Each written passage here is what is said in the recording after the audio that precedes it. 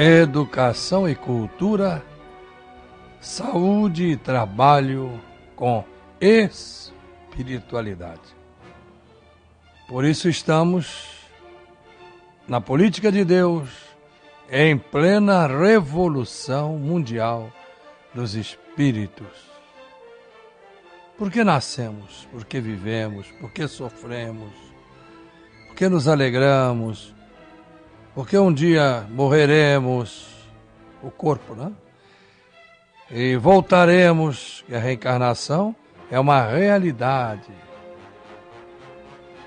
Ela não existe porque eu creia nela e bilhões creiam também. Ou porque multidões não creiam na reencarnação. Ela existe porque existe. E assim um dia toda a humanidade a aceitará e a entenderá. Reencarnação não é punição divina, é oportunidade que Deus nos dá para que possamos, como profetizou o apóstolo Paulo, um dia todos alcançarmos a grandeza, a expressão sublime do Cristo. Ninguém pode conseguir isso numa vida só. E o próprio Jesus disse que um dia todos seremos um com Ele, como Ele é um com o Pai que está nos céus. Quem pode dizer que, eu sou um com Jesus? Nós ainda somos cheios de pecados, ainda temos que nos corrigir para chegar à expressão do nosso Salvador, cabeça da humanidade, aquele que anunciou que haverá um só rebanho para um só pastor. Portanto, anunciou o ecumenismo. Porque ele disse que viriam ovelhas de todas as partes do mundo. Inclusive, nós sabemos, é a leitura do Apocalipse, lá está, que os espíritos também fazem parte desse ecumenismo. Ecumenismo quer dizer universal. E todos aqueles que querem viver em paz, querem a paz universal. O terceiro milênio é a oportunidade para se erigir essa sociedade solidária entre terra e céu. E sabemos que todas essas transformações não ocorrem num ápice, de uma hora para outra. Tem-se que esforçar bastante, trabalhar bastante, pregar bastante, exemplificar bastante e sofrer perseguição, que, como disse Emmanuel, é fator de vitória. Perseguição é fator de vitória. Mas se chega até lá. O terceiro milênio tem 1000 anos. Mas há que se semear. E a colheita é do Cristo. Depois acontecem fatos surpreendentes na humanidade que provocam a evolução humana. Então hoje nós temos tudo. Temos televisão, rádio, imprensa, a mídia, a internet.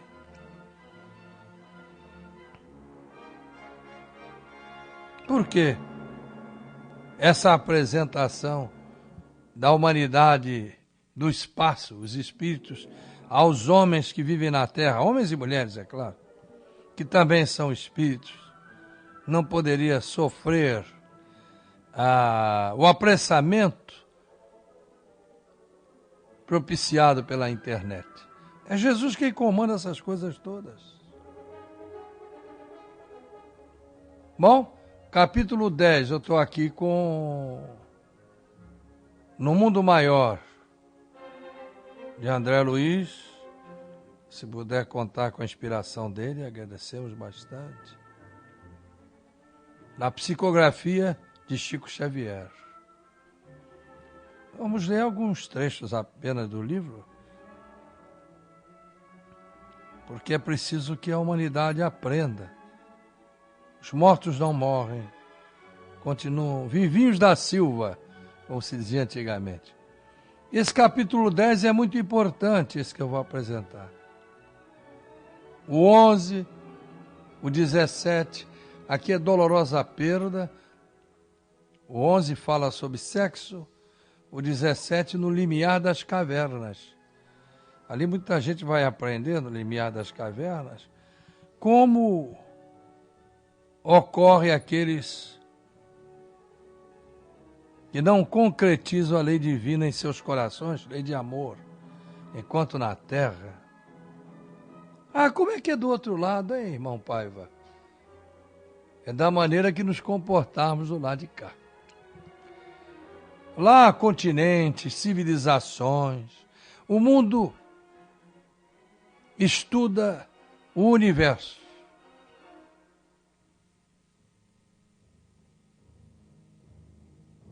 Desde o universo primitivo. Fala-se em universos paralelos. Mas muita gente que fala em universo paralelo pensa apenas em troca de dimensão, mas de um universo para outro universo semelhante a esse nosso. Nós vamos adiante com o pensamento abrangente da religião de Deus, religião do amor universal. A gente pensa no universo espiritual. Aliás, eu já escrevi sobre isso, Vanderlei, está lembrado disso aí? É sim, mas é no microfone. Sim, senhor, eu me lembro mesmo, meu pai. Aliás, o senhor fazia até aquela gloriosa questão, né? Não seriam vibracionais os limites do universo e também aquela questão da entrada no dia do Senhor, né? É, o muito dia do Senhor. importante, que aquilo foi um momento glorioso na história da Legião da Boa Vontade, em que o Senhor trouxe o Apocalipse e levantou as almas e os ânimos, não é, de toda uma geração. Puxa, quantos anos já se passaram? É mesmo. Da série O Apocalipse de Jesus para os simples de coração, e está essa série surtindo efeito, porque continua. Muita gente diz assim, puxa, que coisa atualíssima. No entanto, há tantos anos eu fiz aquele programa. É atual porque cuida das coisas eternas. É esse banho lustral que nós propomos da religião, com todas as letras maiúsculas, para a política, para a ciência, para a filosofia, para a química, para tudo, para a arte, para os esportes. Porque uma verdadeira revolução é aquela que muda o espírito da criatura para melhor. Mas então nós temos que aprender. Dolorosa perda no mundo maior, quer dizer, no mundo espiritual, é o nome do livro.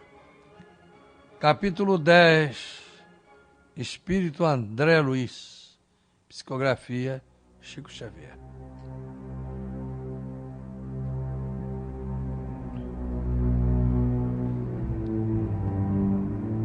Fala André Luiz, narrando.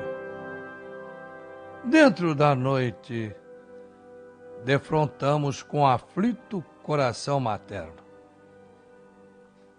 A entidade que nos dirigia a palavra infundia compaixão pela facies de horrível sofrimento.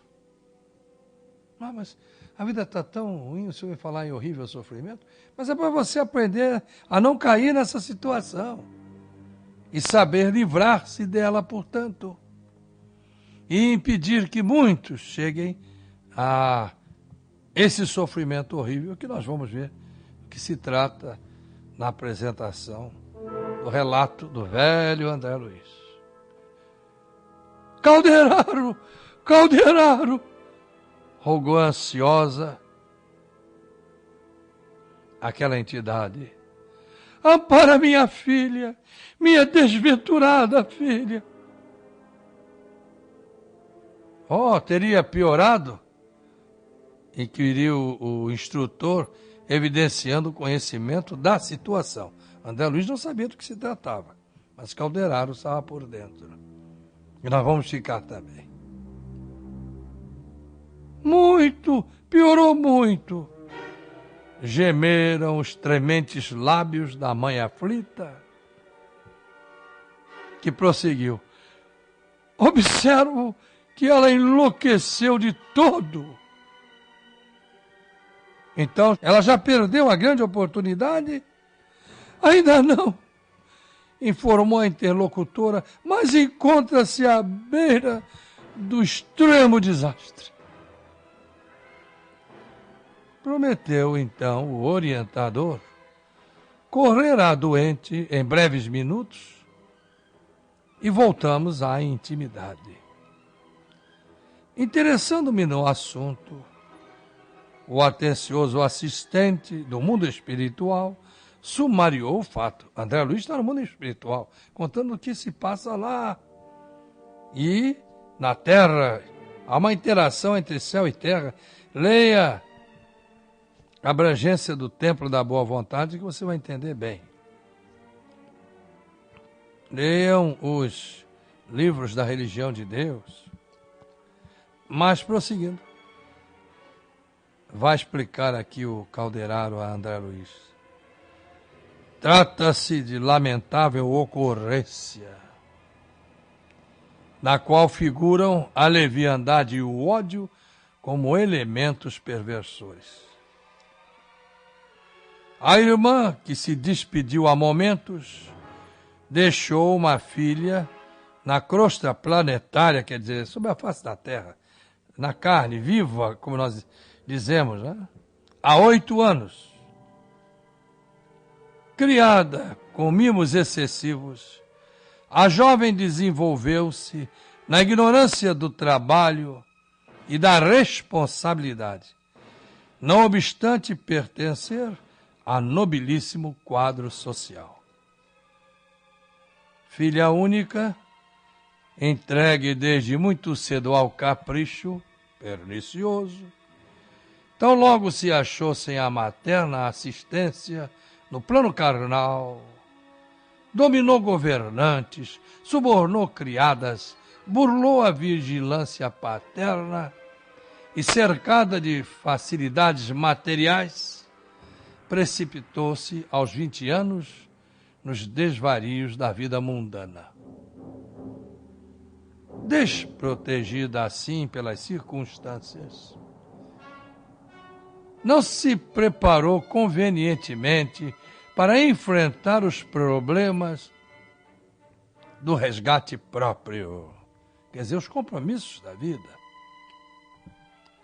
Sem a proteção espiritual peculiar à pobreza, sem os abençoados estímulos dos obstáculos materiais e tendo contra as suas necessidades íntimas a profunda beleza transitória do rosto, a pobrezinha renasceu seguida de perto, não por um inimigo propriamente dito, mas por cúmplice de faltas graves, desde muito desencarnado, ao qual se vinculara por tremendos laços de ódio em passado próximo. Foi assim que, abusando da liberdade, em ociosidade reprovável, adquiriu deveres da maternidade sem a custódia do casamento.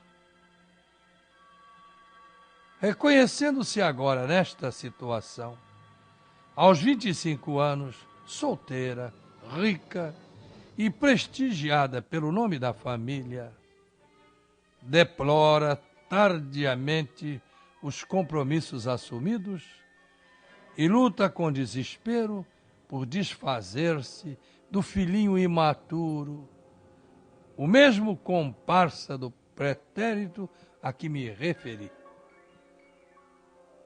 Esse infeliz, por acréscimo da misericórdia divina, busca destarte aproveitar o erro da ex-companheira para a realização de algum serviço redentor com a supervisão dos nossos maiores. Quer dizer, ele está vendo, já que ela engravidou, esse espírito está tentando voltar para poder corrigir os muitos erros do passado, tendo em vista as ligações dele com ela.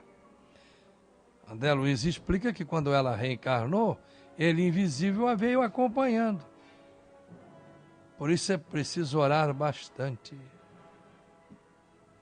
Orai e vigiai, diz Jesus, para manter um cerco espiritual o melhor possível. É o que pede o velho doutor Bezerra de Menezes a todos.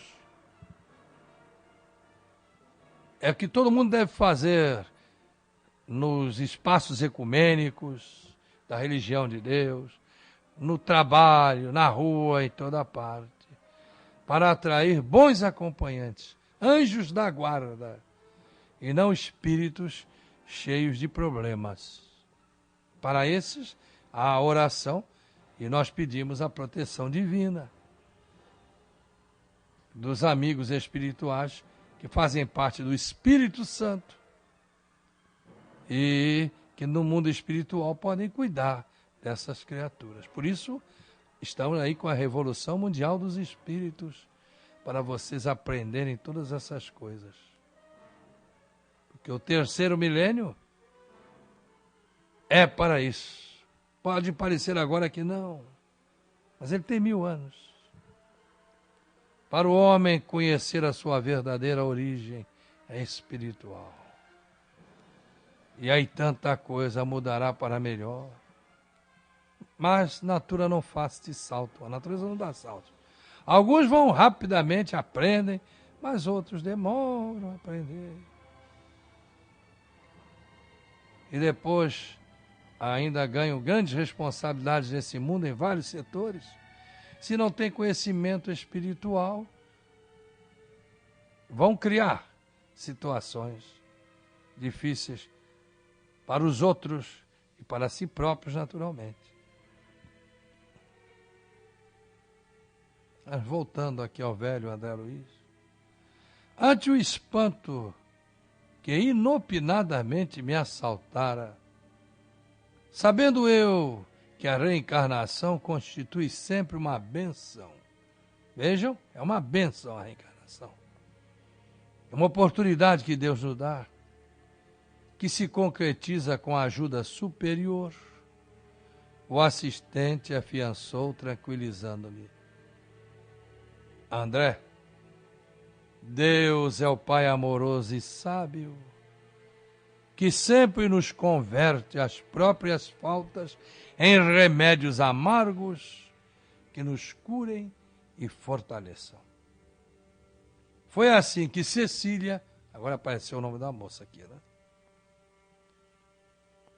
Demente que dentro em pouco visitaremos, recolheu da sua leviandade mesma o extremo recurso capaz de retificar-lhe a vida. O aborto é uma desgraça. Não, a criança não tem alma ainda ou não sente dor. A ciência já comprovou que sente, que o bebê sente dor, o feto sente dor.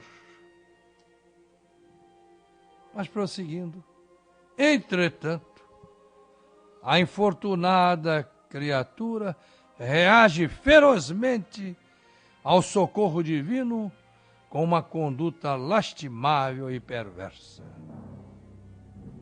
Coopero nos trabalhos de assistência a ela, de algumas semanas para cá, em virtude das reiteradas e comoventes intercessões maternas junto aos nossos superiores.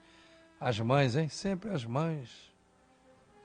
procurando ajudar os filhos, mesmo no mundo espiritual. Então lá, cuja visão se amplia. Mas prosseguindo. Todavia, diz Calderaro a André Luiz, acalento vaga esperança numa reabilitação próxima. Os laços entre mãe e filho presuntivo são de amargura e de ódio, consubstanciando energias desequilibrantes. Tais vínculos traduzem ocorrência em que o espírito feminino há que recolher-se ao santuário da renúncia e da esperança se pretende a vitória. Para isso, para nivelar caminhos salvadores e aperfeiçoar sentimentos, o Supremo Senhor criou o tépido e veludoso ninho do amor materno. Contudo, quando a mulher se rebela, insensível às sublimes vibrações da inspiração divina, é difícil, se não impossível, executar o programa delineado. A infortunada criatura, dando asas ao condenável anseio, buscou socorrer-se de clínicos que, amparados de nosso plano, se negaram a satisfazer-lhe o criminoso intento. Valeu-se então de drogas venenosas, das quais vem abusando intensivamente. A situação mental dela é de lastimável desvario. Fim do breve preâmbulo, Calderaro continuou. Mas não temos minuto a perder. Vamos visitá-la. Decorridos alguns instantes, penetrávamos aposento confortável e perfumado. Estirada no leito, jovem mulher debatia-se em convulsões atrozes. Ao seu lado, achavam-se a entidade materna, o espírito materno, portanto, na esfera invisível aos olhos carnais, e uma enfermeira terrestre.